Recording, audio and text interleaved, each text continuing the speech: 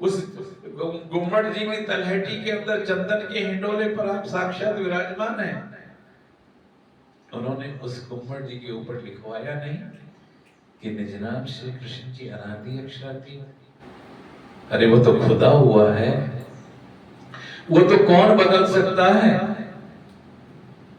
क्योंकि वो जानते थे कि मेरे ही इस संप्रदाय में, श्री कृष्ण प्रणामी धर्म निजानंद संप्रदाय में कुछ ऐसे अगुवे भी आएंगे जो हमारे सुंदर साथ को गुमराह करेंगे।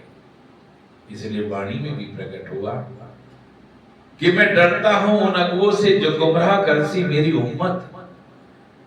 मैं भी उनसे डरता हूं क्योंकि आकर के ऐसे भोले भाले सुंदर साथ को गुमराह करेंगे, वाणी का नाम ले लेकर के गुमराह करेंगे। उनकी अक्सर एक चौपाई को अक्सर बोल करके हमारे सुंदर साथ पर अपना पांडित्यपूर्ण प्रदर्शन करते हैं।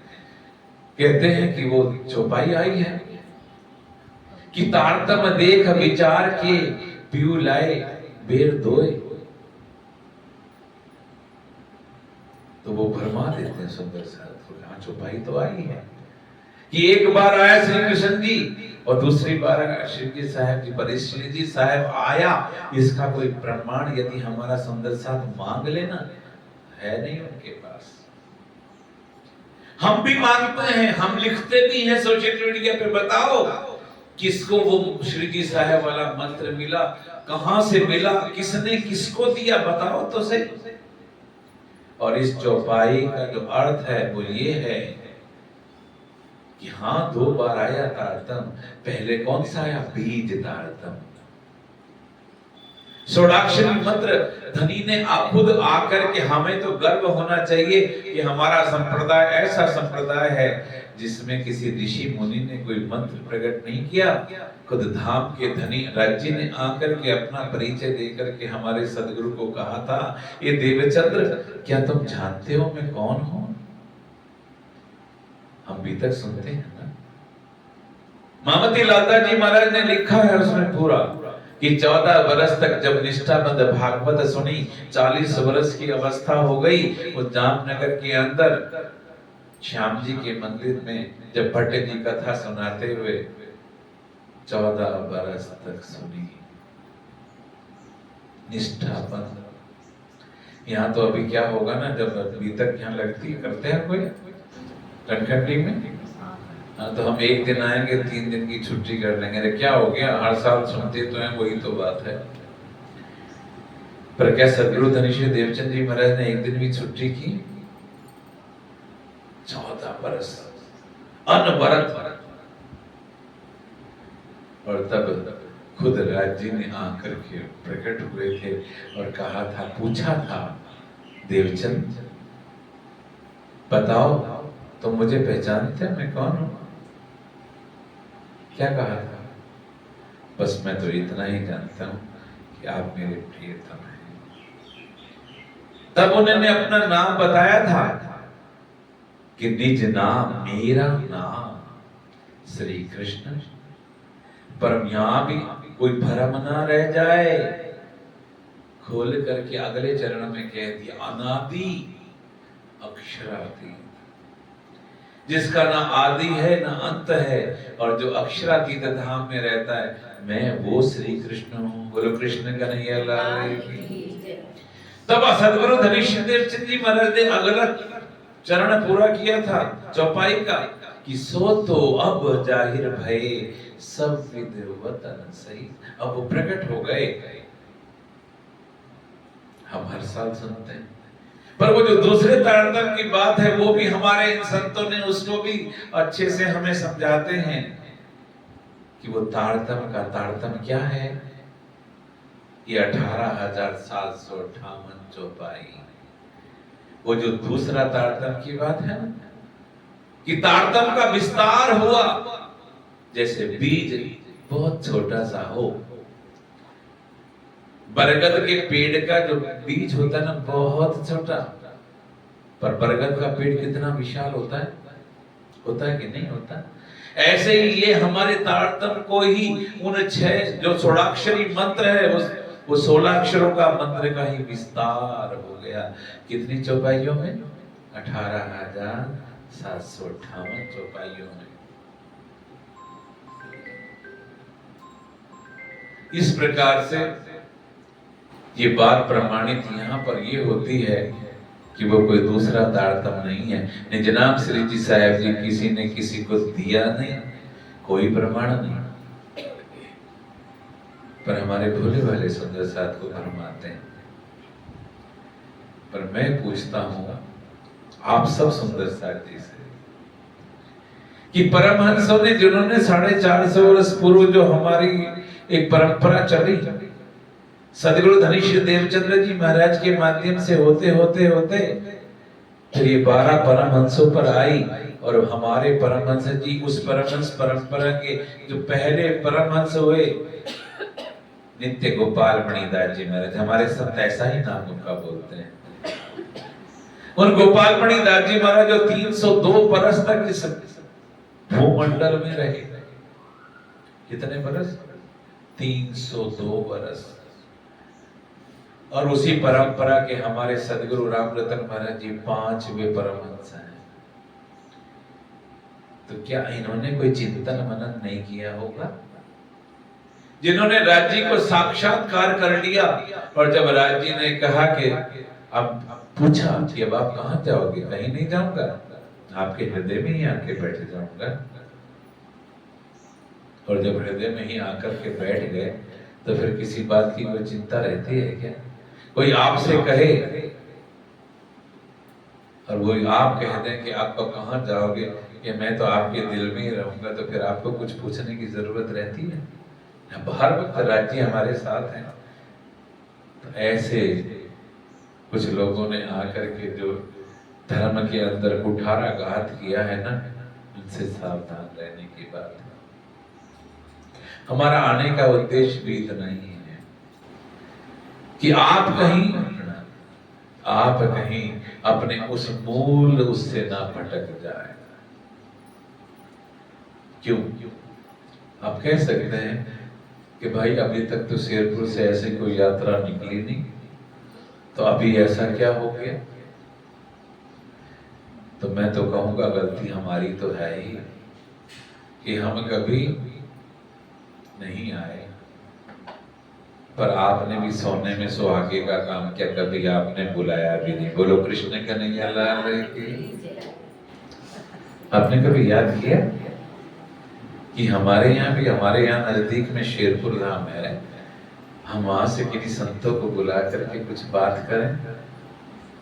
कभी किया प्रयास? नहीं किया ना। क्यों? मोटे मोटे लिफाफे कवर देने पड़ेंगे इसलिए? शेरपुर वाले पैसा डिमांड करेंगे इसलिए?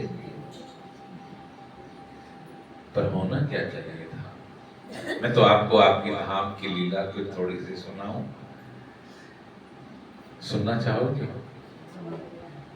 सच्ची बताओ कि घड़ी देखने लगोगी?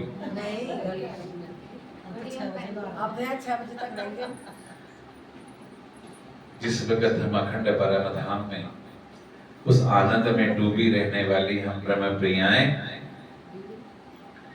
और जब हमें उस अक्षर ब्रह्म को हमें दिखा दिया और अक्षर ब्रह्म ने हमें देख लिया, जो राजी महाराज का सद अंग है। राजी क्या है? सच्चिदानंद है। आप बोलते हो ना सच्चिदानंद भगवान की, बोलते हो ना?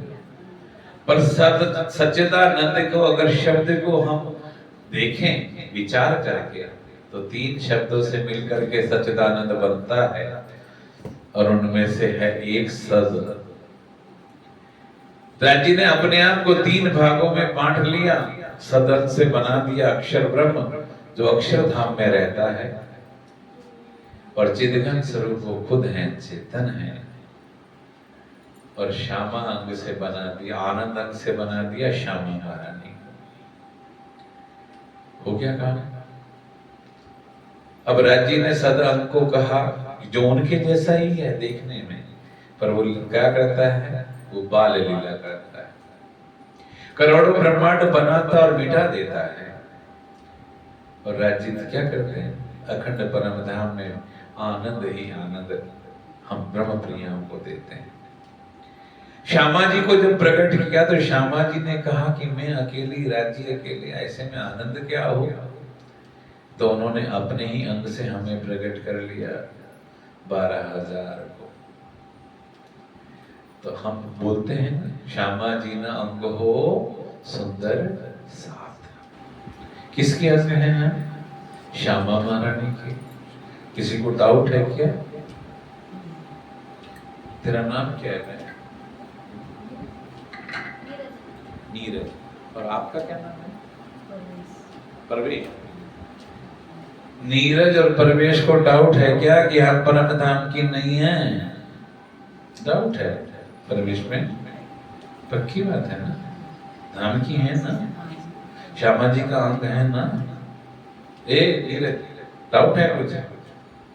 शीतल, तुझे डाउट है? हम सब परम धाम की हैं। वो रोज आता था सदअंग प्रणाम करने के लिए, चांदनी चौक में खड़े होकर के तीजी भौम में बैठ के हुए राजी को प्रणाम करता, और राजी महाराज गर्दन झुका करके, गर्दन घुमा करके उसका सजदा स्वीकार कर लेते, लौट जाता। पर राजी को दिखाना था क्या? अपना इश्क और अपनी साहिबी। अब इश्क और साहिबी दिखाने के लिए वहां तो सब कुछ सद ही सद है, चेतन ही चेतन है, तो कैसे दिखाएं? परम धाम के 25 पक्ष में हमें हर रोज ले जाना, खूब आनंद देना, हमसे पूछ करके करना। पर राज्य ने अपने दिल में क्या क्या लिया कि मैं दिखाऊं इनको अपना इश्क और दिखाऊं अपनी साहिबी। तो एक दिन क्या हुआ? अच्छा ये बताओ, घर में सेवा पूजा कौन कौन करती है? प्रवेश करती है? करती है? नीरज तू भी करती है? शीतल तो करती है। तो हम जब सुबह राज्य को हम उठापन कराते हैं, फिर आरती करते हैं ना, प्रवेश करती है ना? कौन सी आरती करते हैं? अब क्या बात है, जोरदार तालियां मेरी इस बहन के लिए। सुख को निधान जय जय, सुख को निधान, श्री मंगल हे हाजू, श्री मंगल आरती, सुख को निधान, जय जय परम निधान। आगे क्या बोलती है नीरज? मैं तो भूल गया, तू याद करा। नहीं गाती? उठ बैठे सुख से क्या श्री राज, संग ये संगर धाम लीला। फिर आगे क्या बोलते हैं? शीतल सुनाएगी। रहने जगे रग मग दो नैना, बोलत बोल मधुर मुख बहन। ऐसी है हमारी रहती की लीला। तेरा क्या नाम है बहन? क्या नाम? सुधा। सुधा बहन तो रोज करती है। और ये जो जितने भी हमारे आजकल के अगवे हमें कहते हैं ना कि सेवा पूजा मत करो, ये शराबंदगी है, शरीयत में ना जाओ। अरे मैं कहता हूं ये मेरी सुधा बहन जब सुबह राज्य को उठापन कराती है ना, प्रभाती बोलते हुए कि रैनी दी मुनी दी श्यामा, पीयू पासे आईया, प्रीतम पासे आईया, वहीं से चितवनी होनी शुरू हो जाती है। और जब हम ये आरती गा करके, आरती का पहले तो मतलब समझ लो, आरती हम क्यों कहते हैं कि आ मुझ में मिल जा, इसका शाब्दिक अर्थ भी समझ लो नीरज। आरती हम क्यों करती हैं? उसका मतलब ही आ रति, मेरे के अंदर आ जा, मिल जा मुझसे। पर जब हम इस भाव से आरती करते हैं, मेरी सुधा बहन जब करती है, उस समय का जरा भाव तो देखो। अगर एक एक शब्द को गौर से करो तो चितवनी माई हो गई, और राज्य को रात तक शयन कराने तक हमारी चितवनी ही चलती है। हमारे परमहंसों ने इतना सुंदर मार्ग दिया हमें, क्या उस पांच पद्मावतीपुरी धाम कहो, तीनों पुरी धाम में ये अष्टपहर की सेवा नहीं होती? नहीं होती क्या? क्या शेरपुर धाम में अष्टपहर सेवा पूजा नहीं होती? सुबह का उठापन, सुबह की मंगल आरती, और मंगल आरती के बाद में फिर हम स्नान कराएं, तिलक चढ़ाएं, राज्य को भोग लगाएं। तो जब हम राज्य को भोग लगाते हैं, सुबह कौन सा भोग लगाते हैं बहन? सुबह का प्रवेश, कुछ याद आया? अच्छा ये बताओ, वो हमारा अक्षरातीत धाम कितनी भौम का है? कौन बताएगा? बता दे बेटा, आजा, डर क्यों रही है? कितनी भौम का है? वाह क्या बात है, जोरदार तालियां। 9 भौम 10वीं आकाशी, 9 मंजिला है, और ऊपर जब 9 भौम की छत पर हम जाते हैं तो फिर आकाशी यानी कि आकाश दिखता है। इतना सुंदर हमारा वो रंग माहौल, अक्षराती धाम, उसमें रंग माहौल में हम बैठ करके अपनी को बात करते हैं। राज्य महाराज के साथ बैठती हैं मूल मिलाने में। तो राज्य कौन सी भौम में है अभी? 5वीं भौम में स्पोड़ करके 3री भौम में आ रहे हैं। हम क्या कहते हैं सुधा? तीजी भौम की जो पड़साल, ठोर बड़े दरवाजे विशाल, धनी आवत है उठ प्रात, बंसी चत अमृत घात, पशु पक्षियों का मुजरा ले, सुख न जस भुख दे, पीछे बैठ करें सिंगार। हम क्या करते हैं? सखियां तो कराए मनोहार। वहां पर हम ऐसा, वहां पर लीला होती है। राज्य जब 5वीं भौम से 3री भौम में आते हैं तो चांदनी चौक में खड़े हुए पशु पक्षियों को मुजरा, उनको तरह तरह के खेल दिखाते हैं। पिया पिया तू ही करते हुए गुंजाय मां कर देते हैं, और धनी सबको अपनी नजरों से सींच देते हैं। ये सुख बताए जाते हैं नीरज। अरे जो धाम की होगी ना, वो तो सुनते ही उसका ईमान दौड़ पड़ेगा, मेरा वो अखंड परम धाम। और वहां पे वो अक्षर ब्रह्म भी आकर के धनी को प्रणाम करता है, और प्रणाम करके पीछे फिर जाता है, अपने अक्षर धाम को लौट जाता है। पर यहाँ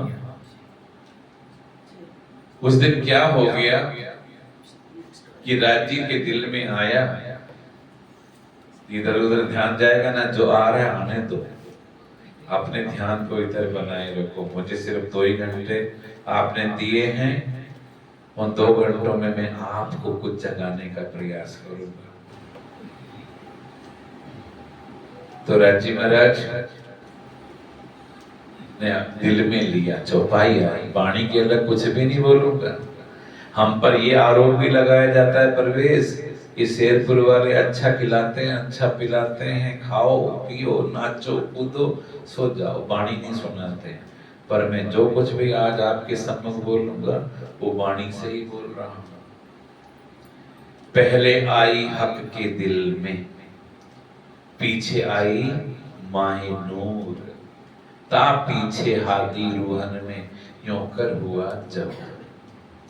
राज्य महाराज ने अपने दिल में लिया कि दिखाऊं अपना इश्क और दिखाऊं अपनी साहिबी। अब आज क्या लीला हुई कि वो जैसे ही अक्षर ब्रह्म आया, प्रणाम किया, राज्य ने जैसे ही गर्दन घुमाई, श्यामा जी ने भी उसको देख लिया। बोलो कृष्ण कन्हैया लाल। पहली बार अब वो बिल्कुल राज्य की तरह ही दिखते हैं, अक्षर ब्रह्म। रूप एक है, लीला दो है। अब होता क्या, श्यामा जी ने देखा तो हम सब सखियों ने भी देख लिया, और उस अक्षर ब्रह्म ने भी हमें देख लिया। अब हमने एक बार राज्य को देखे, एक बार उसको देखे। हमने तो आज तक किसी परपुरुष का दर्शन ही नहीं किया था, तो हमने कहा राज्य ये कौन है? तो राज्य ने कहा ये मेरा ही सदअंग है, इसको अक्षर ब्रह्म कहते हैं। ये अक्षर ब्रह्म कहाँ रहता है? अक्षरधाम में। अच्छा, करता क्या है कि ये बाल लीला करता है। बाल लीला क्या? करोड़ों ब्रह्मांड बनाता और मिटा देता है। अच्छा, ये बनना और मिटना क्या है? क्या बात है, माते आई हैं, देखो इतना कष्ट लेकर गिरना चढ़ना। आ जाओ, स्वागत है। कुर्सी लाओ भाई, कुर्सी पे बैठ जाए।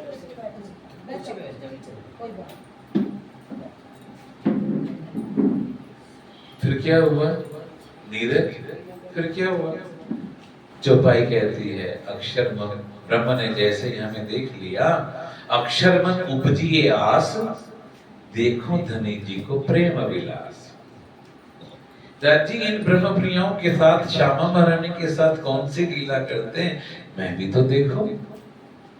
वो भी हतप्रभ रह गया, उसने भी कभी हमें देखा नहीं था, हमने भी नहीं देखा। तो क्या हुआ? दो चौपाई आई।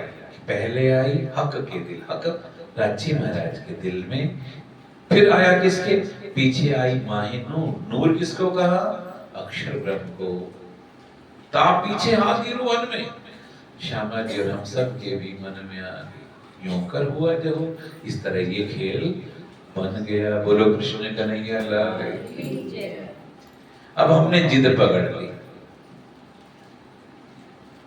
हमने कहा ये क्या करता है, ये दुख का खेल बना। ये दुख क्या होता है? परमधाम में तो दुख का प्रवेश ही नहीं, वहां कुछ बनता और मिटता ही नहीं, सब कुछ अचेतन है। जैसे जैसे राज्य मना करते वैसे वैसे हमारे दिल में और उपजता। देखा ना, प्रधानी ने क्या किया था? मना किया हमें 3 बेर, तब हम मान गया फिर फिर फिर। मना किया मत देखो, क्या होगा? क्यों ना देखें? इस नीरज ने ना वहां भी खूब बहस की थी। क्यों ना देखें? आप हमसे भेद रखते हो, आपने, जब ये रोज आता है आपने कभी बताया ही नहीं इसके बारे में। ये राज्य हम आपसे इतना प्रेम करती हैं, हमारा तो सब कुछ खुली किताब है, आप भेद रखते हो। हम आपसे कितना इश्क करते हैं कि हमने कुछ भी छुपाया नहीं है। राजी ने कहा ना, मान जाओ, इसके खेल में मत जाओ। जाओगी अपने आप को भी भूल जाओगी, मुझे भी भूल जाओगी, ना तुम्हें अपने घर की याद रहेगी। तब तो सुधा ने आगा लेकर के कहा अच्छा ऐसी बात है, एक बार नहीं 1000 बार आजमा के देख ला, हम आपको भूलने वाली। भाई बात करने में मजा तब आवे जब आप भी जवाब दो। ये कोई मोदी जी के मन की बात थोड़ा, एक तरफा मोदी जी बोल रहे हो आप सुनते जा रहे हैं। गोष्ठी है, बातचीत करने में मजा आता है। आप ऐसे आपस में तो खूब बात करती हो, मेरे से बात करने में परहेज है? अरे मैं भी तुम्हारा भाई हूं। वैसे तुम 2 जनी मिल जाओ, तुम चुप नहीं होती, खूब बात करो दुनियादारी की। आज तुम्हारे घर की बात हो रही तो तुम बोलती नहीं, क्यों भाई? सुधा में नहीं कहा था तुमने? ऐसे ही मैं तो खूब याद करूंगी। 1000 बार आजमा के देख लो धनी, हम आपको भूलने वाली नहीं है। तब धनी ने कहा अरे मान जाओ, पानी आग पत्थर सब पूजोगी, ऐसी हमसे कभी नहीं हो सकती। आप ये बेकार की बात मत कहो धनी, हम आपको भूलने वाली नहीं है। तब परवेश ने कहा, ये सुनो सुनो, कुछ है तो खेल खतरनाक वाला ही, जो यूं कह रहे कि भूल जाओगी। हाँ, तो परवेश ने कहा, अच्छा मैं बात करूं। अच्छा एक बात बताओ धनी, हमें कहीं दूर भेजोगे? तो क्या कहा था परवेश धनी ने?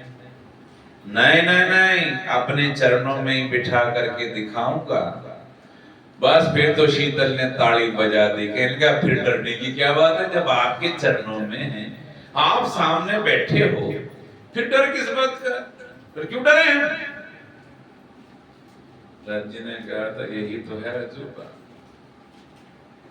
कि मुझे भी नहीं देख पाओगी, सामने बैठा हूं नहीं देख पाओगी, याद नहीं रहेगी घर की, एक दूसरे को भी भूल जाओगी। फिर सुधा ने फिर कह दिया, है धनी देखो, चाहे कितनी ही बार कह लो, हमें तो खेल देखना ही है। तो ठीक है, कहा धनी फिर बैठ जाओ, सावधान। फिर भी इस नीरज ने कहा, नहीं नहीं ऐसे ना बैठो, कभी वाकई एक दूसरे से बिछड़ जाए। तो कैसे बैठी थी नीरज? ऐसे बैठी थी जैसे यहाँ बैठी है, गलबैया डाल करके बैठ गई, दाढ़ी की कलियों की तरह बैठ गई। अनार देखा है ना, अनार के दाने कितने गुथे हुए होते, ऐसे चिपक के बैठ गई। क्यों? खेल देखने की तो इच्छा है, पर अब अलग अलग होने का डर भी है। डर आ गया, दहशत हो गई। धनी ने कहा, ठीक है सावधान, खेल चालू करें? हमने कहा हाँ ठीक है। अब तो डर गई की कोई बात भी नहीं, आप सामने बैठे, हम ऐसे भी एक दूसरे से सलाह कर ली। हाँ एक बात सुधा ने और कही, तू भूल लेना मैं जगाऊंगी। और नीरज ने कहा, फिर चिंता की क्या बात है सुधा, तू भूल लेगी तो मैं जगा दूंगी। आपस में खूब हमने जितनी चतुराई थी खूब लगा ली। शीतल ने भी कहा, हाँ हाँ चिंता मत करो, मैं भी साथ ही हूं। पर एक कामराज जी कितना प्यार करते हैं हमें, कभी है उनके प्यार की कीमत जानते हैं? कि हमको खेल दिखावन काज, हमसे पहले आए श्री राज। कहाँ आए थे, कौन बताएगा सुधा? वृंदावन में नहीं, पहले आए ब्रजमंडल में। बोलो कृष्ण कन्हैया लाल की। ब्रज को नहीं छोड़ सकते। ब्रज को कह रही हूँ, वृंदावन। हाँ, ब्रज अलग है, वृंदावन अलग है। मैं कहीं नहीं कभी। हाँ, वो वृंदावन तो अखंड योग माया का है। पहले ब्रज में आए, और जिसके लिए वाणी कहती है, तीन ब्रह्मांड हुए जो अब, ऐसे हुए न उसी कब। इन तीनों में ब्रह्म लीला भई, ब्रज रास और जागनी कही। आगे वाणी की चौपाई, मैं वाणी से अलग तो नहीं बोल रहा।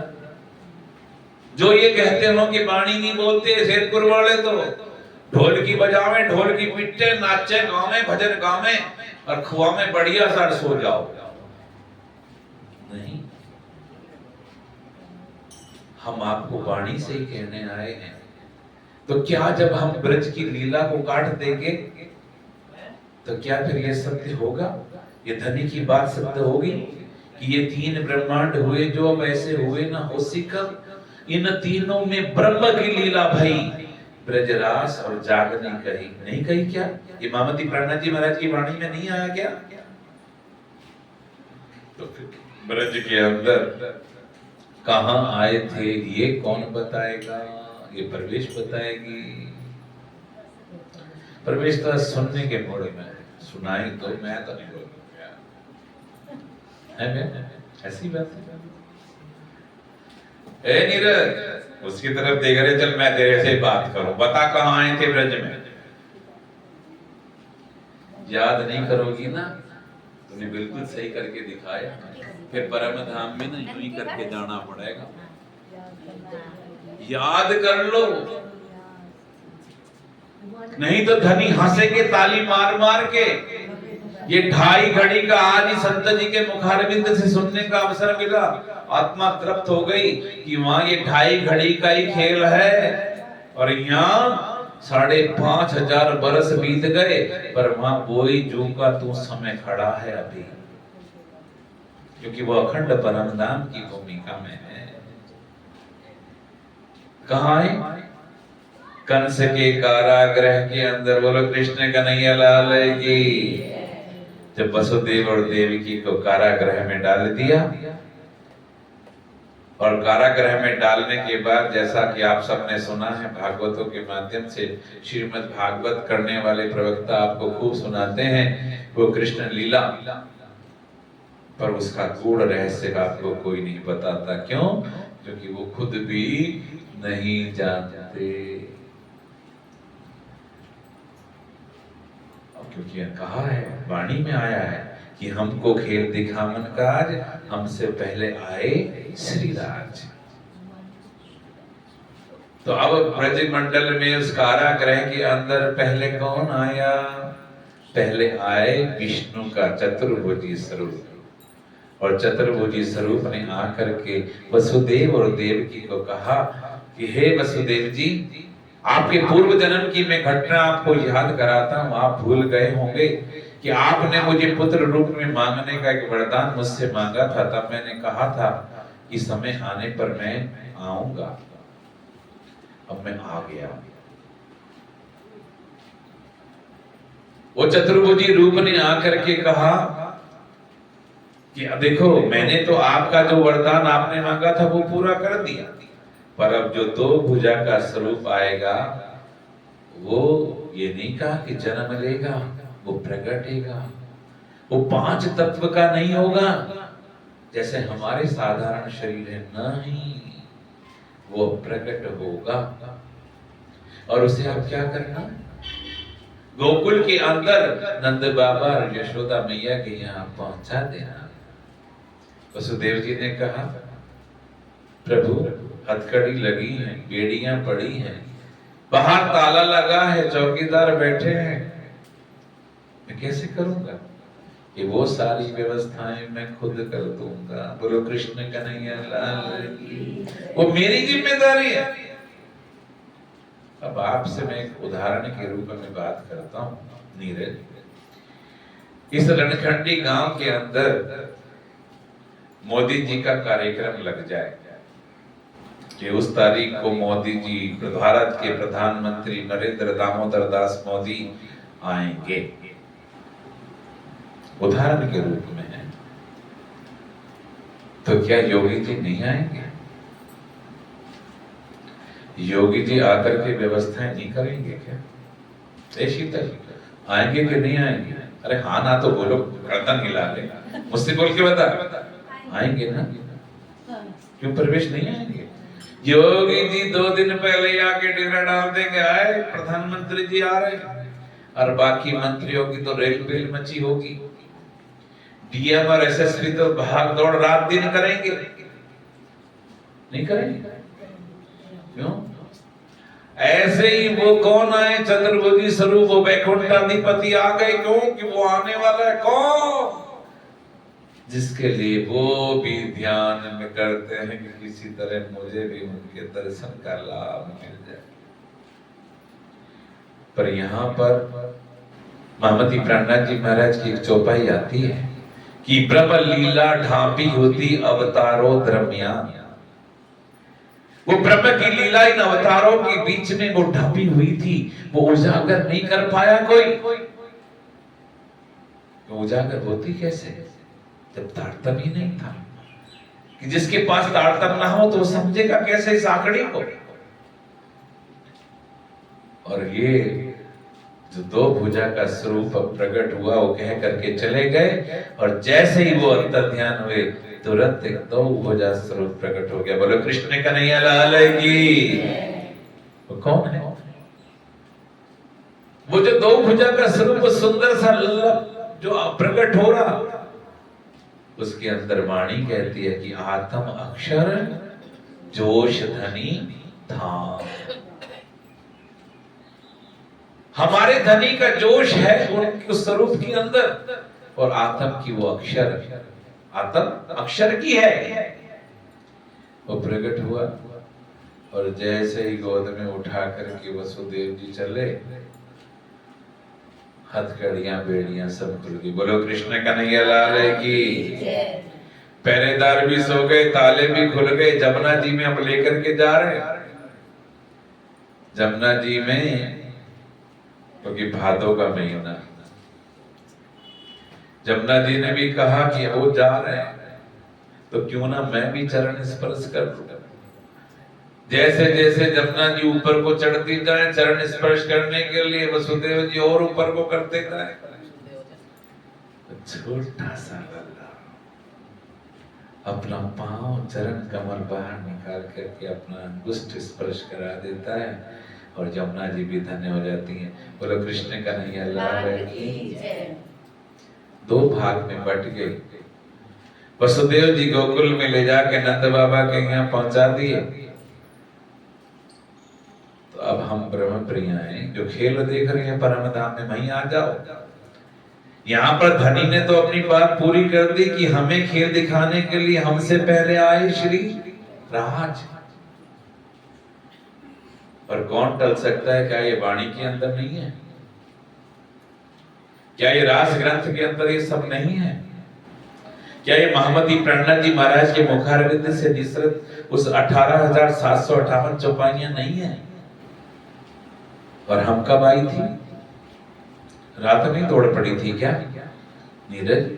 बधाई देने के लिए रात में चली गई थी ना, ना। प्रवेश हम सुबह में गई थी। हमारी सुरता कब आई? सुबह के टाइम, सुबह के समय में। और जैसे ही हमारी सुरता परम धाम से उन गोपियों के तन पे आई, हम सारी की सारी दौड़ पड़ी नंद बाबा के यहाँ। और दौड़ करके हमने क्या कहा था? किस किस को याद है अपनी लीला? ब्रज में भी तुम ही थी, तो अपनी लीलाओं को याद नहीं करोगे? हम जब सारी दौड़ी, हमें वैसे तो काल माया का ब्रह्मांड नींद क्या लीला है, हमें इतना समझ नहीं आया कि ये है कौन, पर उनसे प्रेम बहुत था। तो हम जा करके नंद बाबा के यहाँ जाती, और जा करके हमने सबने इकट्ठे होकर के क्या कहा था? अब उबासियां आनी शुरू हो गई, भैया बहुत देर हो गई, बस करो। ऐसी तो क्या कहा था?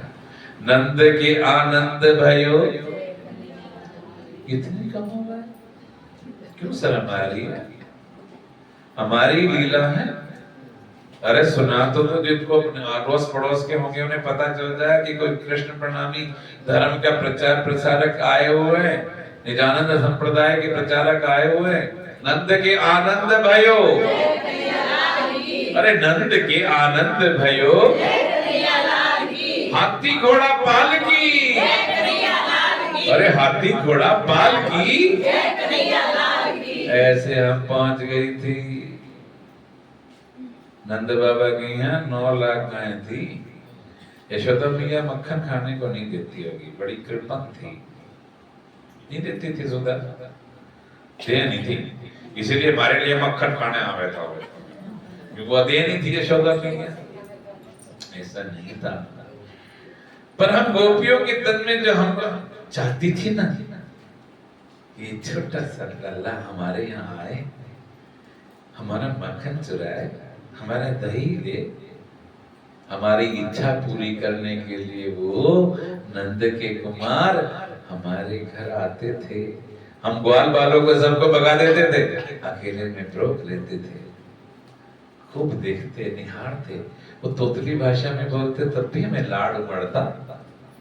पहचान नहीं थी, पर प्रेम था, बहुत प्रेम आता था उस कन्हैया पे। मैंने तो अब आपको ब्रजमंडल में ला करके छोड़ दिया। अब ब्रज से हम रास में कैसे गए? जो वृंदावन की बात सुधा ने कही ना कि योग माया का वो ब्रह्मांड बना अखंड, जिसमें हमने रास किया था कृष्ण के साथ, अपने प्रियतम के साथ, और वहां से फिर हम कैसे परम धाम में लौटी, और परम धाम से जब हमारी इच्छा पूरी नहीं हुई कि ना हमने पानी, ना हमने पत्थर, ना हमने आग, कुछ किया ही नहीं, दुख का खेल भी हमने कहीं देखा ही नहीं, क्योंकि 11 बरस और 52 दिन की ब्रज के अंदर कोई मृत्यु भी नहीं हुई, सारी इकट्ठी थी, रास में भी सारी इकट्ठी थी, धनी के साथ में थी, तो दुख कहां देखा?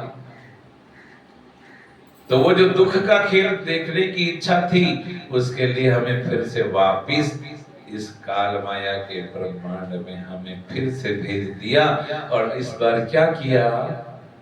इस बार किसी को रणखंडी में भेज दिया, किसी को भायला में भेज दिया, किसी को बराबर के गांव में औरों में भेज दिया, और अब की बार तन भी अलग अलग कर दिए। कैसे? किसी को पुरुष और किसी को महिला का तन बना के भेज दिया। और क्या किया? इस सुधा ने जो गारंटी ली थी ना, 1000 बार अजमा के देखो, हम आपको भूलने वाली नहीं है, हमारा इश्क बड़ा है धनी। धनी कहते हैं, हे सुधा, वायदा किया था ना तूने, दावा किया था, तो लियाओ इश्क करो दीदार, लियाओ प्यार करो दीदार, मैं तो तुम्हारे सामने हूं, पर प्यार लेके आओ तो मुझे पालो। ऐसी वो लीला, अब आगे की लीला श्रवण कराएंगे हमारे आश्रम के संत कृष्णदास जी महाराज। बोलो कृष्ण कन्हैया लाल की, प्राणनाथ प्यारे की।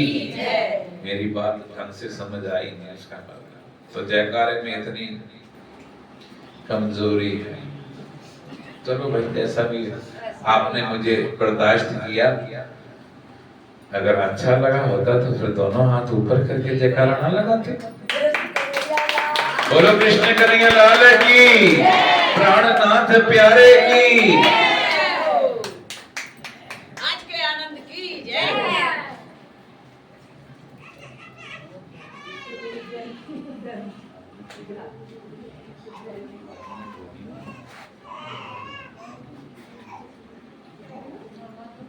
बोलो श्री प्राणनाथ प्यारे की, कृष्ण कन्हैया लाल की, श्री सतगुरु महाराज की।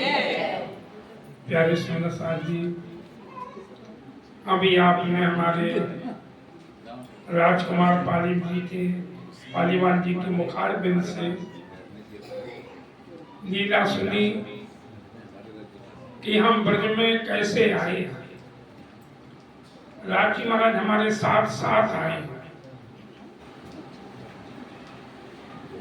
ब्रज में आकर के उन्होंने लीलाएं करी। कितनी लीलाएं करी, जैसे पूतना को मारा, गोवर्धन पहाड़ उठाया, इंद्र का मान भंग कर दिया, ब्रह्मा जी का मान भंग किया, कालिया नाग को नाथा। 11 वर्ष के अंदर श्री कृष्ण ने छोटी बड़ी कितनी लीलाएं करी। जैसे कालिया नाग था, रमण द्वीप का रहने वाला था, ये वृंदावन में आकर के रह रहा था कालीदास, क्योंकि गरुड़ के डर से यहाँ रहता था। गरुड़ को ये श्राप लगा हुआ था कि गरुड़ वृंदावन में नहीं आ सकता है, और ये कालिया नाग को पता था। तो वृंदावन में कालीदास में रहता था, पर इतना जहरीला था कि उसकी जहर की वजह से जो भाप उड़ती थी ऊपर, अगर पक्षी वहां से निकल गया तो गिर जाता था, जहर के मारे मर जाता था। गलती से किसी गौ ने पानी पी लिया, खत्म हो जाती था। पानी खौलता रहता था जहर के मारे, इतना जहरीला था। श्री कृष्ण ने सोचा कि इसको यहाँ से भगाना है, निकालना है, तो गेंद खेलने की लीला करी। ग्वाल वालों को बोले चलो आज गेंद खेलेंगे चल के, कालिदा के पास खेलेंगे, खुली जगह है, को खेलने का मजा आएगा। सब ग्वाल वाल चल दिए। श्री कृष्ण ने जसोदा माता से कहा कि मैया भैया को हमारे साथ ना भेजो। किसको? बलराम को। मुझे इनके साथ खेलने में शर्म आती है, भैया को बोल दो आज हमारे साथ खेलने ना जाए। जसोदा माता ने कहा बेटा बलराम तुम खेलने ना जाओ, कृष्ण तुम्हारे साथ खेलने में शर्माता है। उसने कहा नहीं जाऊंगा। श्री कृष्ण जानते थे कि बलराम को खेलने ले जाएंगे तो जो मैं लीला करना चाहता हूं नहीं कर पाऊंगा, क्योंकि बलराम कौन थे? शेषनाग के अवतार थे, और काले नाग को हमने नाथना है, भगाना है, तो जाति का पक्ष तो आदमी करता ही है। इसलिए उस दिन बलराम को नहीं लेंगे। और गेंद खेली, गेंद थी उसकी श्रीदामा की। खेलते खेलते श्री कृष्ण ऐसी गेंद मारी कि वो काली दाह में जाकर के गिरी। अब सब लड़के खड़े हो गए, तो भाई काली दाह में गेंद गिर गई। श्रीदामा बोला भाई हमारे भैया हमारी गेंद ले आकर दे। उसने कहा भैया क्या करूं, अब उसमें जमुना में गिर गई, वहां कैसे जाऊं? वो कहता मैं नहीं जानता हूं, मेरी गेंद ले आके दे। श्री कृष्ण ने कहा देव गुस्सा ना चढ़ा, अगर तुम मुझे गुस्सा चढ़ाएगा तेरी गेंद ले आके दूंगा, चाहे कुछ करना पड़े। हाँ हाँ बड़ा तुम बनता है, वो ले हमारी दे गेंद हमारी ले आके दे। श्री कृष्ण तो ऊपर से मना करते थे, कृषि दामा मैं गेंद ले आके दे दूंगा, मुझे चढ़ाए ना। सीतामा का तो चढ़ाऊंगा नहीं, लेकिन हमारी गेंद ले आके दे, अभी दे। श्री कृष्ण ने कहा वहां काली दाह है, नाग रहता है, कैसे जाऊंगा वहां? तो कहता मैं नहीं जानता, मेरी गेंद ले आके दे। श्री कृष्ण ने कहा अच्छा तो मैं दे रहा हूं। चढ़ गए कदम के पेड़ पर। ग्वाल वालों ने मना किया, अरे कन्हैया ना जाओ, कोई बात नहीं, इसको मैं गेंद दूसरी कर मोड़ ले आके दे दूंगा। श्री कृष्ण ने कहा नहीं, इसकी गेंद ही देनी है। अब वो तो लीला पुरुषोत्तम थे, क्या लीला करने जा रहे हैं। कदम के पेड़ से छलांग मारी और जमुना में कूद गई। बोलो कृष्ण कन्हैया। नीचे चले गए, वहीं पर जहां कालिया नाग सो रहा था। उसकी नाग पत्नियां थी, उन्होंने देखा अरे बहुत सुंदर बालक है ये। नाग पत्नी का बेटा तू यहाँ कैसे आ गया, भाग जा यहाँ से, तू भाग जा, हमारा आदमी जग गया तो तुझे डस लेगा, मार देगा। श्री कृष्ण ने कहा करे मैं तो उसके साथ खेलने आया हूं। उनका खेलने नहीं, बेटा तू जा, इतना सुंदर किसी का बालक है, तुझे डस लेगा ना, चला जा, अभी सो रहा है, तू निकल जाए यहाँ से। श्री कृष्ण ने उसके पूंछ पर पैर रखा। जब जैसे ही पैर रखा तो फुसकार मार के खड़ा हो गया। 1000 फन वाला था, एक फन नहीं, 1000 फन थे उसके। खड़ा हो गया। श्री कृष्ण को देखा उसने, उसको दया आ गई, इतना सुंदर बालक है, इसको मैं डसूंगा नहीं। फिर उसके मन में आया कि मैं अगर ऐसी दया करने लगा ना तो हमारे से कोई डरेगा नहीं। उसने श्री कृष्ण को लपेटा मार दिया और श्री कृष्ण उछल करके उसके फण के ऊपर खड़े हो गए, अपना बोझ बढ़ा दिया। वो तो परमात्मा थे, इतना बोझ बढ़ा दिया कि जितने उसके फन थे सब फनों से उसके मुंह से खून निकलने लगा। नागपतियों ने प्रार्थना करी कि प्रभु छोड़ दो इसको। श्री कृष्ण ने कहा तू यहां से भाई चला जा तो तुझे छोड़ दूंगा। यहाँ पर पक्षी मर जाते, हमारी गौएं कितनी मर गई पानी पी के, तो यहाँ से जा, जहां का तू रहने वाला है रमण द्वीप का, वहीं जाकर के पहुंच। उसने कहा प्रभु मुझे वहां गरुड़ मार देगा। श्री कृष्ण ने कहा अब तुझे कोई नहीं मारेगा, मैंने तेरे सर के ऊपर चरण रख दिए है ना, अब गरुड़ तेरा कुछ नहीं बिगाड़ेगा। बोलो कृष्ण कन्हैया लाल की जय। ऐसे कहते नागनाथ ने लीला करी। कितनी लीलाएं हैं, लीला गिनाते रहे तो रात भी हो जाएगी, इतनी लीलाएं करी उन्होंने। उन गोपियों के साथ सब गोपियों की सुरता ब्रज में एक ही साथ आई थी। और कौन सी जाति में आई थी वो पता है, गुजरी थी, गुजरी। और श्री कृष्ण कौन जाति के थे, अहीर थे, ग्वाला। उसमें आई थी जो ब्रज में गोपियां थी, उनके ऊपर कहते हैं वो उत्तम जीव थे जिनके ऊपर परम धाम की सखियों की सुरता आके बैठी थी। उनके ऊपर सुरता बैठ करके श्री कृष्ण के साथ लीलाएं करी। 11 वर्ष तक श्री कृष्ण ने लीलाएं करी, बड़ी बड़ी लीलाएं करी जिनको आदमी आश्चर्य में पड़ जाता। 7 वर्ष के थे श्री कृष्ण, कितने साल के थे, 7 साल के, और तब गोवर्धन पहाड़ को उठा लिया था।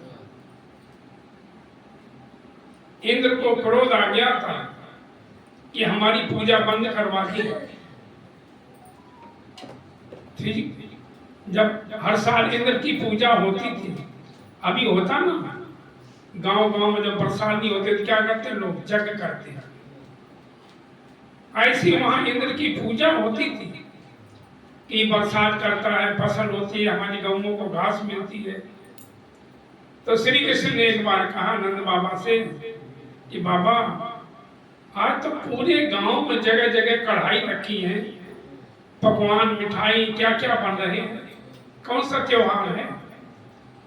नंद बाबा ने कहा बेटा हम लोग इंद्र की पूजा करते साल में एक दिन। क्यों करते हो?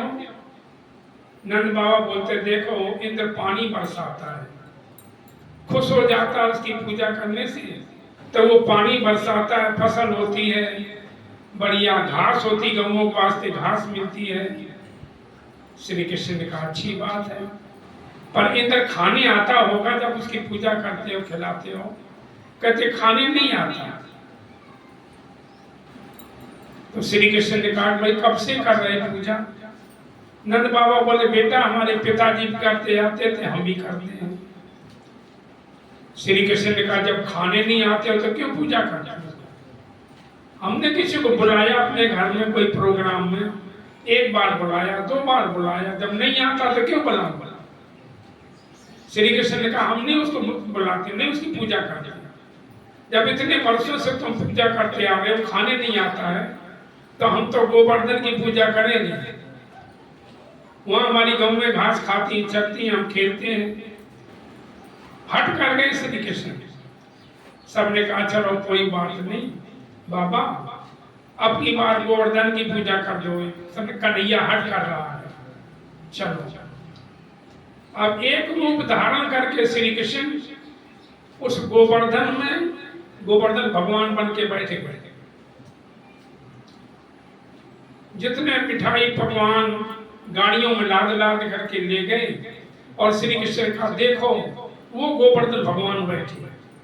लोगों ने कहा हाँ दिखाई तो देता, इतना चौड़ा मुंह है, बड़ी बड़ी आंखें हैं। बस अब जो सामान ले गए थे, टोकरा के टोकरा, ऐसे पूरी के पकवान के टोकरा टोकरा करते हैं, ऐसे ही पलट लेता जैसे गन्ने की मशीन होती ना कल इसमें, पूरा ट्रक ट्रक पलट जाता है। ऐसे ही सब देते जाते, वो सब अंदर डालते जाते। जब ऐसा करने लगे, ग्वालों ने कहा कन्हैया तूने बहुत बुरा किया। जब इंद्र की पूजा होती थी ना, 15 दिन तक घर में मिठाई खाने को मिलती थी। अब ये तेरा गोवर्धन इतना भूखा है कि ये प्रसाद भी नहीं छोड़ेगा। पूजा कर ली, चले आए। श्री कृष्ण ने देखो वहां भी पूजा अपनी कराई। कहीं शास्त्र में, भागवत में कहीं नहीं आता कि गोपियों ने किसी को पूजा। हाँ, कन्याएं जो कुंवारी कन्या थी वो कत्यानी देवी की पूजा करती थी और वरदान मांगते थे हमें श्री कृष्ण पति मिले। पर गोपियों का कहीं नहीं आता कि गोपियों ने कहीं किसी को पूजा एक श्री कृष्ण के अलावा। अब पता चल गया इंद्र को नारद जी है। नारद जी तो उनका नाम ही है नारद, उनकी बात रद्द नहीं होती। इंद्र के पास पहुंच गए बीड़ा लेकर के। इंद्र ने कहा बोलो क्या हाल चाल है नारद जी। नारद जी ने कहा प्रभु तुम्हारी पूजा बंद हो गई आज से। उस मृतलोक में नंद बाबा का छोकरा है, उसने तुम्हारी पूजा बंद करवा दी, गोवर्धन की पूजा करवाई। कहते हम उसको नहीं पूजेंगे, वो खाने नहीं आता है। इंद्र का अच्छा हम बता रहे हैं ब्रज को। इंद्र ने वहां नर नील कितने जो थे वो उनके गण सबको बोल दिया जाओ ब्रज को डुबा दो जाके। अब बादल हो आए, गर्जने लगे, बरसात चालू हो गई, बंद ही नहीं होती। 7 रात 8 दिन के सुखय गया इंद्र को बेटी अग्नि जल वायु प्रलय मृतलोक। गोवर्धन को ढांपिया एक बूंद न हुआ दखल, आग पानी प्रलय लोहा का सोच लिया सज्जन। जब बरसात बंद नहीं हो तो घबरा गई ब्रजवासी और मूसलाधार बरसात हो रही। लोगों ने कहा कन्हैया तूने बहुत बुरा किया, हम तो डूब जाएंगे। बरसातें नहीं बंद हो रही, इंद्र गुस्सा हो गया। श्री कृष्ण ने कहा वहीं चलेंगे जिसको रिश्वत खवाई है, गोवर्धन के पास चलेंगे। सबको गाड़ी बछड़े गौने बछड़े लेके सब वहीं पहुंच गए। श्री कृष्ण महाराज ने कहा कि चलो थोड़ा थोड़ा सहारा दे, इसको उठा लेंगे और इसके नीचे हम बच जाएंगे। वो तो परमात्मा थे। 7 कोस में गोवर्धन है और 7 साल के श्री कृष्ण हैं और 7 ही दिन तक उठाए रहे। जरा सा हाथ लगाया, गोवर्धन अपने आप उठने लगा और एक उंगली कन्नो उंगली पर रोके। ग्वालपाल अपनी लाठी लगा रखी ग्वालपालों ने। ग्वालपाल कहते कन्हैया तू छोड़ दे, हमने रोक लिया। श्री कृष्ण ने थोड़ी हाथ नीचे किया, सबकी लाठी चट चट टूट गई, नीचे आने लगा, चिल्लाने लगे। 7 दिन तक गोवर्धन को धारण करे रहे। और ऊपर क्या हुआ, ऊपर चक्र सुदर्शन इतनी तेजी से घूम रहा था जैसे गर्म तवा हो ना, गर्म तवे पे पानी की बूंद डाल तो सूख जाती है। ऐसी चक्र सुदर्शन इतना तेजी से घूम रहा था ऊपर कि एक बूंद नीचे नहीं आती थी। वो मेघ थे, थक गए बरसात करते करते, लौट गए। इंद्र को कह दिया कि भाई वहां ब्रज में एक बूंद नहीं जा रही है। इंद्र आकर के श्री कृष्ण के चरणों में पड़ गया कि प्रभु पूजा लायक तो आप थे। ऐसे हमारे धाम धनी वो श्री कृष्ण जिनको लोग आज कहते हैं, मैं तो खुलेआम कहता है कि सरसावा वाले कहते हैं कि तुम अगर श्री कृष्ण को जाप करोगे तो तुम परम धाम नहीं जाओगे। देखो कितनी बड़ी गलती कर दी। जो सतगुरु देवचंद जी महाराज हो गए, प्राणनाथ हो गए, छत्रसाल हो गए, लालदास हो गए, जुगलदास हो गए, परमहंस रामरतन महाराज जी हो गए, सबने श्री कृष्ण ही जपा। तो परम धाम नहीं गए क्या? ये कहने वाले परम धाम चले जाए। अरे इनके नसीब नहीं मेरी बहनों। गुरु नानक कहते ना, कर्महीन धन कर बिनती, कदी नानक आवे बारी। सबई सुहागणी मानिए रलिया देवो रात मोरानी। कर्महीन जैसे इंसान धन के लिए विनती प्रार्थना करता है, ऐसे गुरु नानक साहब कहते हैं कि हे मुरारी, एक रात हमें भी देवरास खेलने के लिए, जिसके भाग में होता उसी को चीज प्राप्त होती, इनके नसीब में है नहीं। कृष्ण नाम की महिमा कितनी बड़ी है, शेष महेश भी वर्णन नहीं कर सकते। और वो हमारा प्रीतम, हम उनकी अंगना कहलाएं।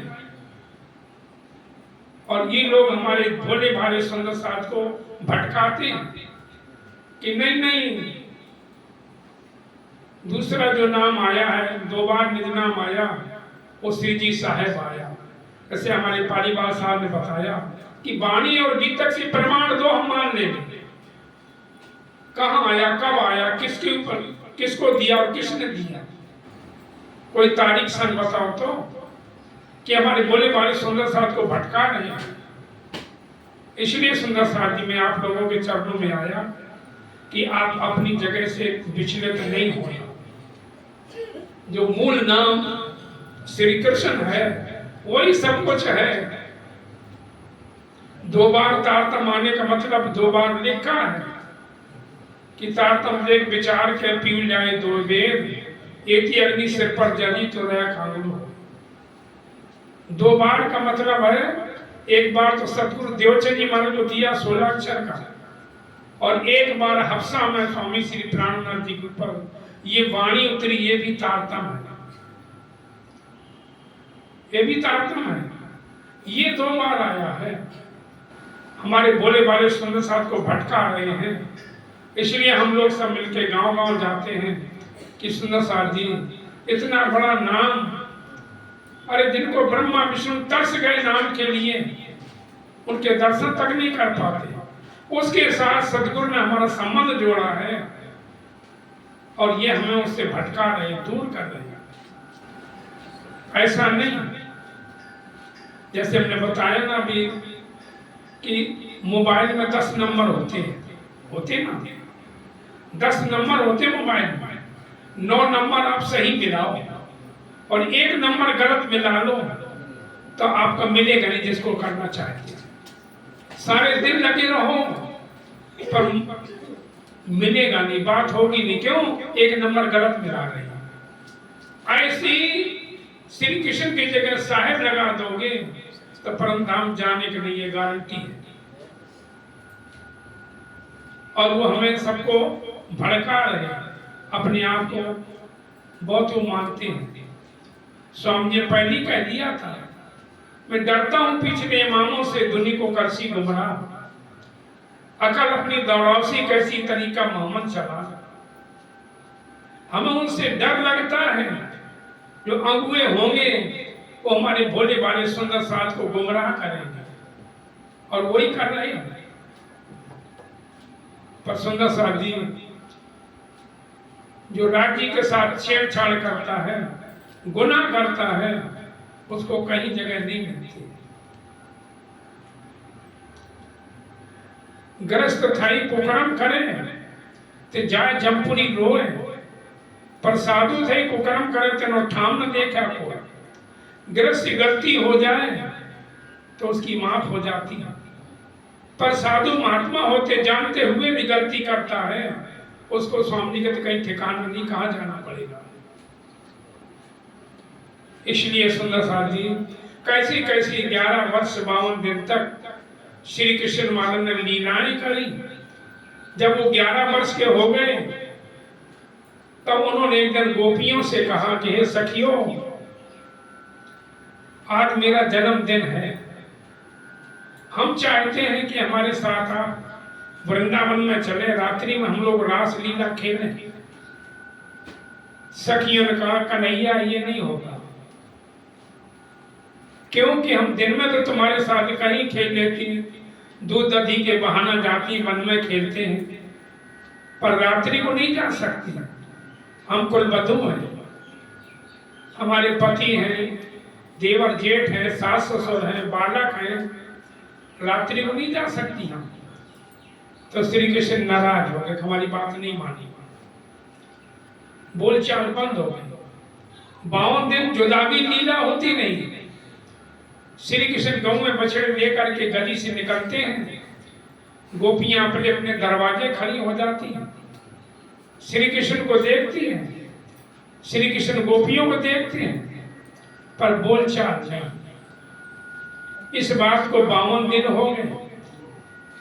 भादों की अष्टमी से लेकर के श्री कृष्ण की जन्माष्टमी से लेकर के असौज की पूर्णमासी तक 52 दिन होते। जब 52 दिन हो गए तो श्री कृष्ण के मन में आया कि आज गोपियों को रास खिलाना है।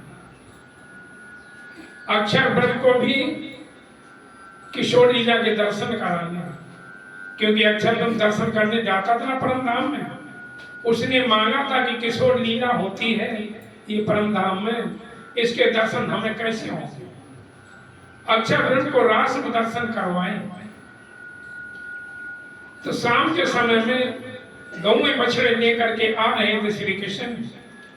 ग्वालों के बीच में से निकल करके योग माया को हुक्म दे दिया कि योग माया एक ब्रह्मांड बनाओ, हम गोपियों को रास खिलाना है। तो योग माया ने योग माया का ब्रह्मांड बना दिया। पर स्वामी जी कहते योग माया तो माया का ही, पर नेक न माया इत्थे।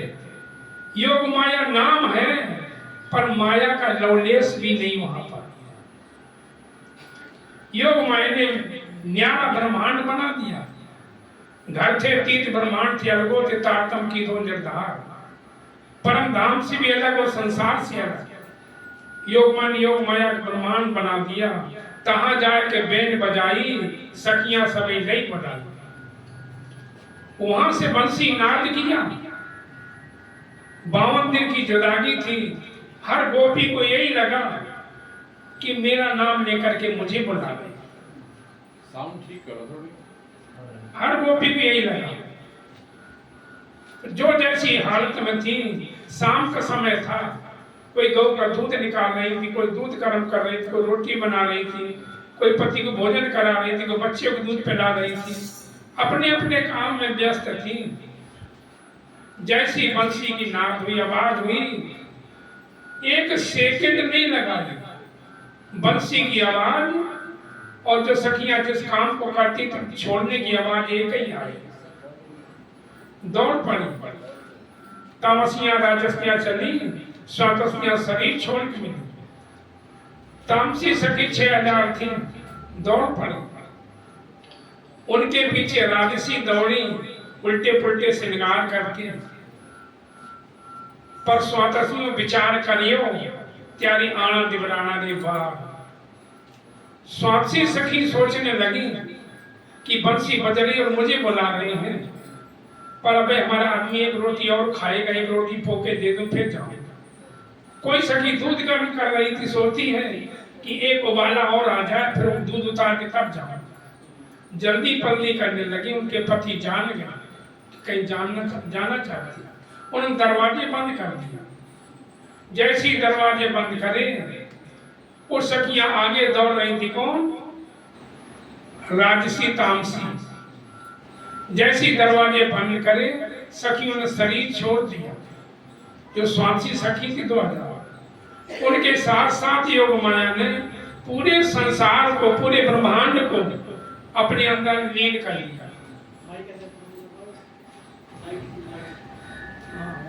कर रहा है, दूसरा दे दो।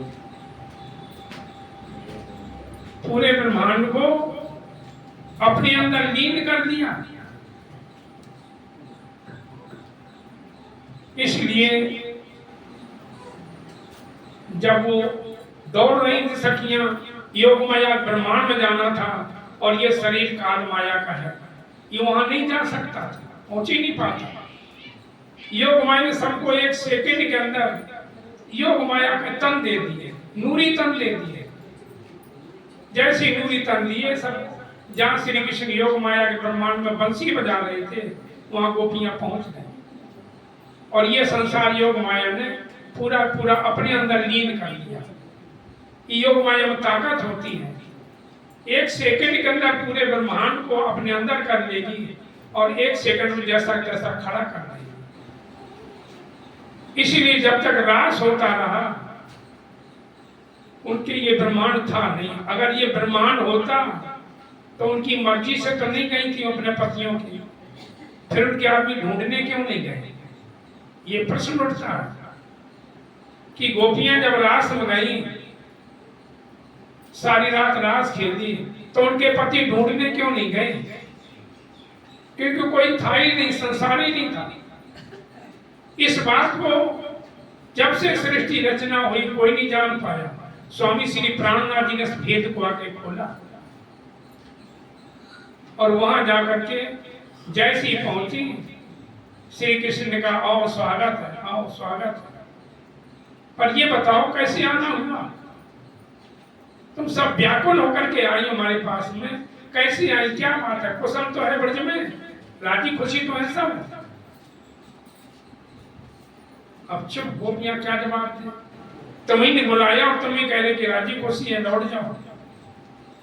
श्री कृष्ण ने कहा सखियो तुम लौट जाओ, अभी किसी ने नहीं जाना। ये पता चल जाएगा तो तुम्हारी बदनामी होगी, तब तुम्हें शर्म लगेगी। टोला मोहल्ला वाले, गांव वाले कहेंगे कि फलानी की घरवाली ये रात भर पता नहीं पर पुरुष के पास कहाँ रही, इसीलिए लौट जाओ।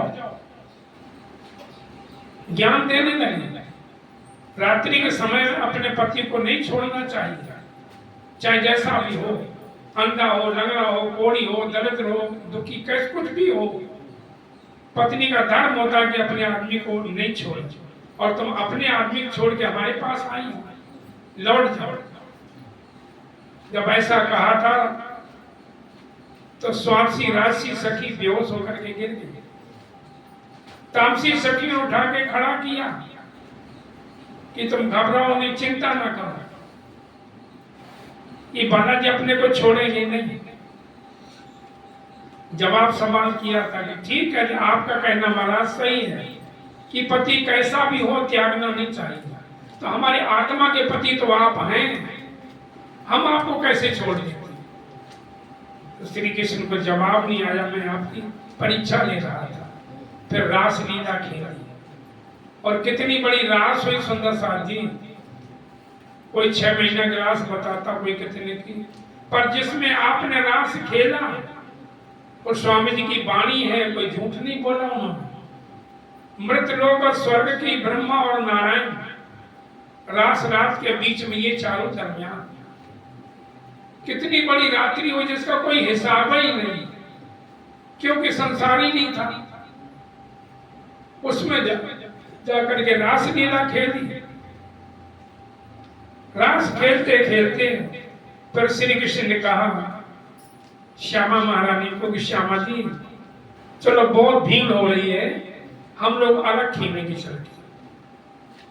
श्यामा जी को बड़ी खुशी हो गई कि सबको छोड़ के मुझे ले जा रहे हैं।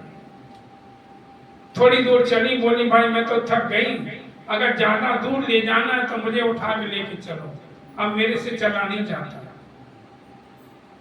श्री कृष्ण जान गए कि इनको भी मान आ गया।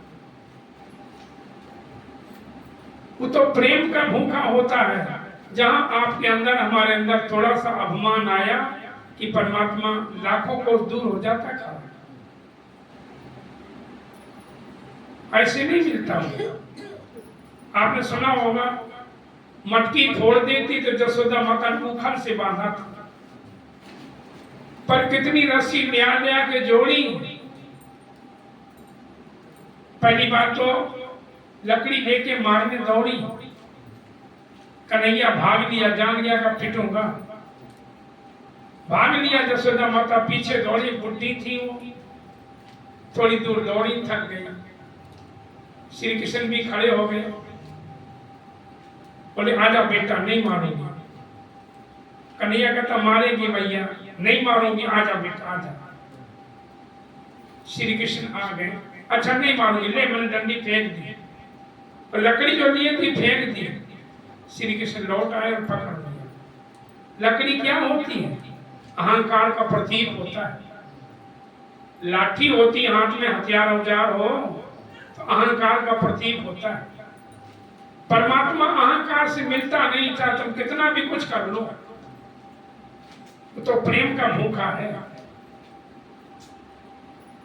पकड़ लिया था, बांध दिया तुम घर से, सब लोग जानते हैं। हम लोग रास में पहुंच गए, रास में जाकर के राधिका जी को मान आ गया कि मुझे ले जा रहे सब कुछ छोड़ के। राधिका महारानी ने कहा कि अब हमारे से चला नहीं जाता, और दूर ले चलना था, मैं उठा के लेके चलो। श्री कृष्ण ने कहा कोई बात नहीं, आ जाओ मेरे कंधे पे बैठो।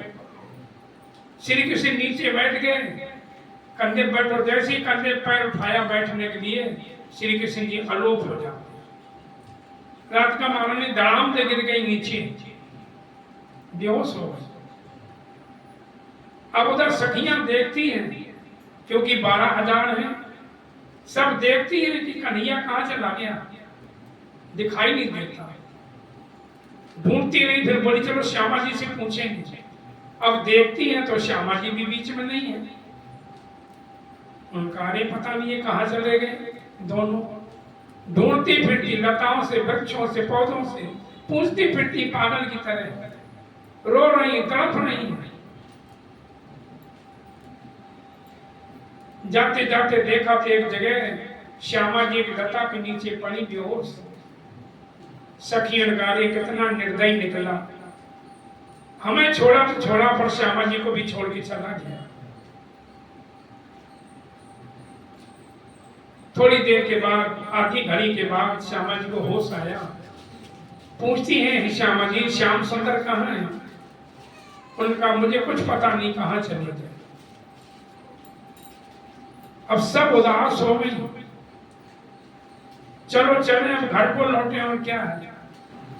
जैसे ही घर को लौटने को सोचा, अंधकार दिखाई दिया, क्योंकि वो तो योगमाया ब्रह्मांड था, करोड़ों सूरज का प्रकाश था उसमें, बाहर अंधकार, संसार था ही नहीं, अंधकार दिखाई दिया। फिर उसी पहुंच गई रासमंडल में। फिर इंद्रावती सखी ने कहा कि सखियों, मैं बालाजी से मिला दूंगी, मेरी बात मानो तो। उनका हाँ मान लूंगी, बताओ क्या करना चाहिए। तो उन्होंने सबको रोल दिया, कोई पूतना बनी, कोई नंद बाबा बनी, कोई जसोदा बनी। जितनी श्री कृष्ण ने ब्रज में लीलाएं करी थी, चाहे नागनाथ ने किया, गोवर्धन पार उठाने की है, ब्रह्मा जी का मान भंग करने का है, सब लीलाएं दोहरा रही हैं गोपियां, नाटक कर रही हैं। करते करते फिर एक सखी ने बंसी फूंकी, गोपियां सब दौड़ी कि बालाजी आ गया। जैसी ही दौड़ी, उन्हीं के बीच में प्रकट हो जाते हैं। बोलो कृष्ण कन्हैया लाल की। उन्हीं के बीच में प्रकट हो जाते हैं श्री कृष्ण। अब 12,000 सखियां हैं, हर सखी चाहती कि मैं अपने गले लगाऊं श्याम सुंदर। उतनी रूप धारण कर लिए, 12,000 रूप धारण कर लिए, और एक एक गोपी के साथ गले में हाथ डाल करके रासलीला खेल गए। ऐसे करके रास रमण किया। फिर जमुना जी में स्नान किया, वहां भी नहाने की लीला करी, खूब एक दूसरे को पानी मारते थे। फिर श्रृंगार किया, 4 सखियां निकल करके पहले अपना श्रृंगार किया, फिर एक दूसरे को श्रृंगार करा रही। 4 सखियों ने श्यामा जी का श्रृंगार कराया, 4 सखियों ने राज जी का श्रृंगार कराया। श्यामा जी की बेड़ी खुद श्री कृष्ण ने गूंथी। फिर भोजन करने के लिए बैठी, क्योंकि योग माया ब्रह्मांड का हर चीज उपलब्ध थी, जो इच्छा करो वही। जब भोजन कराने बैठी तब पूछा तो बालाजी कहाँ चले गए थे? मुझे तो ऐसा लगा कि एक युग बीत गया आपके नाम मिलने से। श्री कृष्ण ने कहा चलो तुम्हें एक युग बीत गया होगा, पर मेरे दिल को पूछो, जब मैंने तुम्हारे को बुलाने के लिए बंसी कमर में से निकाल करके मुख तक ले गए, तो मुझे ऐसा लगा कि कई युग बीत गए। इतनी व्याकुलता थी मेरे अंदर, तुमको बुलाया। फिर सखियों ने कहा चलो बालो ते घर जाइए जहाँ विरह नहीं लगा। अब हमें ऐसे घर में लेकर के चलो जहाँ हमारा आपका कभी बिछोहा ना हो। पर ये नहीं कहा कि हमें परम धाम लेके चलो। ब्रजराज में प्रेम अटूट था, पर परम धाम की पहचान नहीं हो पाई। सखियों को ये नहीं पता चला कि हमारे राज जी महाराज धामधनी प्रीतम मोहि श्री कृष्ण बन करके आए। ये ब्रजराज से पता नहीं चला, तो सबकी सुरता को परम धाम खींच लिया था। और जैसी परम धाम में गई, सबके मन में आया कि हमने दुख नहीं देखा। राज महाराज कहते थे पानी पत्थर की पूजा करोगे, हमने तो किसी को पूजा ही नहीं, क्योंकि श्री कृष्ण जब तक ब्रज में रहे किसी को बुखार तक नहीं आया, किसी की मृत्यु नहीं हुई, ब्याह होते रहे, खुशियां मनाई गई, जन्म हुए, पर दुख नहीं हुआ ब्रज में। और दुख देखने के लिए आएंगे संसार में। तो जैसी वहां पर परम धाम में जागृत हुई, मन में आया कि हमने दुख नहीं देखा।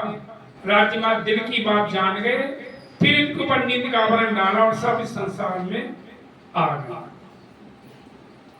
अब कैसे आई, आगे क्या लीला होती है, हमारे पन्ना धाम से आए हुए पुजारी जी, उनसे प्रार्थना करूंगा कि वो बताएं। उसके पहले एक भजन होगा। जो श्री प्राणनाथ प्यारे की।